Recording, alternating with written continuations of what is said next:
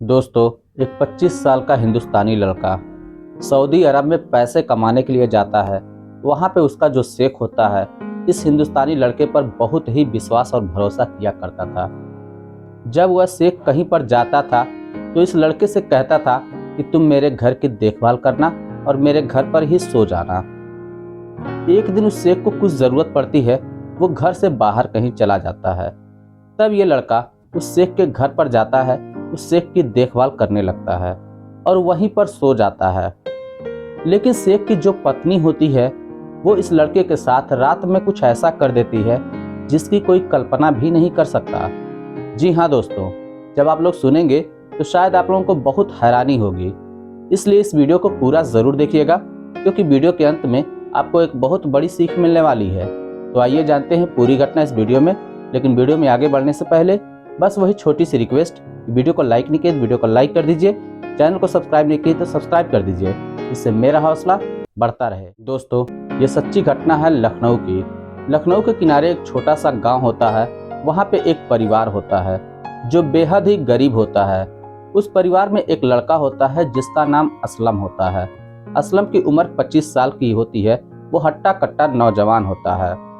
घर में उसके माता पिता के सिवा उसकी 2 बहनें होती हैं जो असलम से बड़ी होती हैं। लेकिन पैसे के अभाव के कारण उन दोनों की भी शादी नहीं हो पा रही थी और असलम की भी शादी नहीं हुई थी।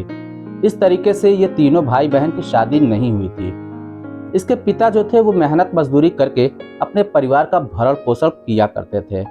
असलम भी कहीं पे भी मजदूरी मिल जाता था तो वो करके अपने परिवार का खर्च चलाता था। एक दिन असलम के पिता कहते हैं कि बेटा, इस तरीके से कब तक चलेगा? मैं चाहता हूँ तू सऊदी चला जाए और वहाँ से तू अच्छे खासे पैसे जब कमाएगा तो तेरी बहनों की भी शादी हो जाएगी, फिर तुम्हारी भी मैं शादी कर दूंगा। वैसे भी घर में 2-2 जवान लड़कियाँ बैठी हुई हैं। गांव मोहल्ले के लोग सभी लोग ताना दे रहे हैं। इसकी उम्र की जितनी लड़कियाँ थीं सबकी शादी हो गई, सभी 1-1 2-2 बच्चे की माँ बन गई हैं। इस बात को सुनकर असलम कहता है, ठीक है पिताजी, आप जैसा बोलते हैं मैं कोशिश करता हूँ, मैं किसी एजेंट से बात करता हूँ। ये कहकर वो एक एजेंट के पास जाता है और उससे बातचीत करने लगता है।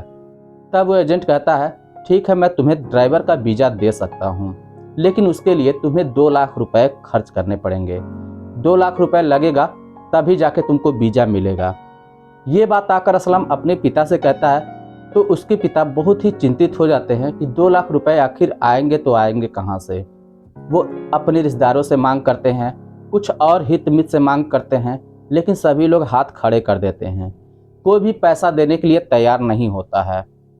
तब उसके पिता के दिमाग में आती है कि मेरे पास 1 एकड़ ज़मीन है, क्यों ना मैं उसी में से कुछ गिरवी रख दूं और उससे जो पैसा मिलेगा उससे मैं अपने बेटे को सऊदी भेज दूंगा। ये बात सोचकर उसके पिता एक साहूकार के पास जाते हैं और साहूकार से बात करते हैं। कहते हैं, मेरे पास जो ज़मीन है 1 एकड़ की, उसमें से कुछ ज़मीन आप ले लीजिए और मुझे 2 लाख रुपए दे दीजिए। साहूकार इसके पिता की बात मान जाता है और इसके पिता को 2 लाख रुपए दे देता है। अब असलम के पिता 2 लाख रुपए लेकर घर आते हैं और असलम को दे देते हैं। असलम 2 लाख रुपए लेकर जाता है और एजेंट को दे देता है। एजेंट कहता है, ठीक है, तब तक आप अपना पासपोर्ट बनवा दीजिए, 1 महीने में आपको वीज़ा आ जाएगा, मैं आपको वीज़ा दे दूंगा। ये बात सुनकर असलम बहुत ही खुश होता है और वो अपने घर पर आता है, एक जनसेवा केंद्र पर जाता है और वहाँ से पासपोर्ट के लिए आवेदन कर देता है। पासपोर्ट 1 महीने के बाद बनकर उसके घर पर आ जाता है। तब वो एजेंट भी खुशखबरी देता है कि मुबारक हो, आपको एक ड्राइवर की वीज़ा मिल चुका है, अब आप मेडिकल करा लीजिए, उसके बाद आप सऊदी का टिकट निकाल के सऊदी रवाना हो जाइए। असलम जब ये बात सुनता है तो वो बहुत ही खुश होता है। वो घर आकर अपने पिता से बोलता है, पिताजी, मुझे वीज़ा मिल चुका है, मुझे मेडिकल कराने के लिए जाना है, थोड़े पैसे की और ज़रूरत पड़ेगी। तब उसके पिता कहीं से व्यवस्थित करके उसे कुछ पैसे और देते हैं और वो मेडिकल कराने के लिए चला जाता है। जब मेडिकल करा के आता है तब वो टिकट निकलता है। टिकट निकलने के बाद वो सऊदी रवाना हो जाता है। सऊदी में जहाँ पे वो पहुँचता है, काम करता है, बहुत ही मेहनत और लगन से काम करता है। इसका शेख इससे बहुत ज़्यादा खुश होता है। जब महीना पूरा होता है तब इसको जो भी पैसे मिलते थे वो अपने घर पर भेज देता है, जिससे इसके घर की स्थिति सुधरने लगी थी। इस तरीके से दोस्तों करीब 6 महीने का समय गुजर जाता है। 6 महीने के बाद इसके शेख को इस पर बहुत ज़्यादा विश्वास हो जाता है और वो कहता है कि अब मैं कहीं पे भी जाया करूँगा तो तुम मेरे घर की देखभाल भी करना और मेरे घर पर ही सो जाया करना। एक दिन अचानक में उसके शेख को कुछ ज़रूरत आ पड़ती है तो उसका शेख चला जाता है। कहे मुताबिक असलम शेख के घर पे जाता है और शेख के घर की देखभाल करने लगता है और वहीं पे रात होती है तो सो जाता है। लेकिन जो शेख की पत्नी होती है वो देखने में बेहद ही खूबसूरत होती है, वो थोड़ी चालबाज किस्म की होती है। जब शेख की पत्नी इस लड़के को देखती है तो वो इस पर फिदा हो जाती है और इसके साथ अपनी रातें रंगीन करना चाहती थी। रात का समय होता है जब असलम उसके घर पे जाके सो जाता है। रात के करीब 11 बजे शेख की पत्नी उसके कमरे में पहुंचती है और उससे कहती है कि मुझे नींद नहीं आ रही है, अकेले ही मैं घर पे हूँ, तुम तो जानते हो तुम्हारे मालिक भी कहीं पे गए हुए हैं। ये बात सुनकर असलम कहता है ठीक है कोई बात नहीं, आप थोड़ी समय यहाँ पे बैठ जाइए और अगर आपको कोई ज़रूरत हो तो आप मुझे बता दीजिए, मैं उसे ला के ज़रूर दूंगा आपको। लेकिन शेख की पत्नी कहती है मुझे ऐसी कोई भी ज़रूरत नहीं है, बस मैं तुम्हारे पास बैठकर कुछ बातचीत करना चाहती हूँ। इसके बाद शेख की पत्नी वहीं पर बैठ जाती है और असलम से कुछ बातचीत करने लगती है। करीब आधे घंटे तक बातचीत करने के बाद उसके बारे में सब कुछ पूछती है। जब पता चलता है कि अभी इसकी शादी नहीं हुई है और ये अभी कुंवारा है, तब ये उस पर डोरे डालना शुरू करती है और उससे अश्लील बातें करना शुरू कर देती है। धीरे धीरे उसके करीब में पहुंचती है और असलम को गलत तरीके से छूना शुरू कर देती है। ये सब देखकर असलम तुरंत ही खड़ा हो जाता है और कहता है कि मालकिन ये सब आप क्या कर रही हैं, ये तो बिल्कुल गलत है। ये सब अगर हमारे मालिक शेख को पता चलेगा तो वो मेरे बारे में क्या सोचेंगे, वो हमारे ऊपर कितना भरोसा करते हैं, मैं उनका भरोसा नहीं तोड़ सकता।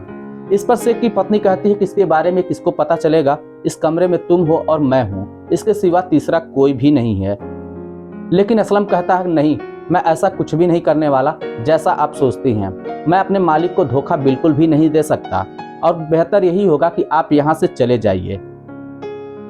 ये बात सुनकर शेख की पत्नी बहुत ही गुस्सा होती है और वो तिलमिलाकर कमरे से बाहर चली आती है। जब अगले दिन शेख घर पर आता है तब शेख की पत्नी जो होती है वो शेख को रो रो कर एक एक बात लगाना शुरू कर देती है कि तुम्हारे न रहने के बाद असलम मेरे साथ गलत करने की कोशिश कर रहा था, मुझे परेशान कर रहा था, मेरे साथ छेड़छाड़ कर रहा था। इस बात को सुनकर शेख को बहुत ज़्यादा गुस्सा आता है और डंडा उठाकर वो असलम को मारना पीटना शुरू कर देता है। लेकिन असलम बार बार कहता था मालिक यानी शेख, मैं कुछ भी नहीं किया हूँ, मैं बिल्कुल निर्दोष हूँ, मुझे फंसा रही हैं, पता नहीं इन्हें फंसा के मुझे क्या मिलेगा, लेकिन मेरा यकीन करिए मैं ऐसा कुछ भी नहीं किया हूँ। लेकिन शेख को इसकी बातों पर विश्वास नहीं होता। वो तुरंत ही पुलिस को फ़ोन करता है और वहाँ की पुलिस जब आती है तो असलम को पकड़ कर लेके थाने पर चली जाती है और वहाँ पे उससे मार पीट कर पूछताछ करती है। लेकिन फिर भी असलम अपनी बात पर कायम रहता और कहता कि मैंने कोई गलती नहीं की है, मैंने इनकी पत्नी के साथ कुछ भी ऐसा बुरा नहीं किया है, आप चाहे जो कुछ भी कर लीजिए, लेकिन मैंने कुछ नहीं किया है, इसलिए मुझे कुछ भी डर नहीं है, चाहे आप जो चाहें वो सजा दीजिए। इसके बाद पुलिस यहाँ तक धमकाती है कि तुम्हें पता है यहाँ ये सब करने से पहले तुम्हें सोचना चाहिए था कि यहाँ इसकी सजा कितनी बड़ी है। लेकिन इस बात से भी असलम को कुछ भी फर्क नहीं पड़ता क्योंकि असलम एक सीधा साधा व्यक्ति था और वाकई में उसने कुछ भी नहीं किया था। इसके बाद मामला जज के सामने जाता है। जज साहब इससे पूछते हैं कि क्यों भाई, क्या तुम्हें अपना जुल्म कबूल है? इस पर असलम कहता है कि साहब जब मैंने कोई जुल्म ही नहीं किया है तो मैं क्यों कबूल करूं।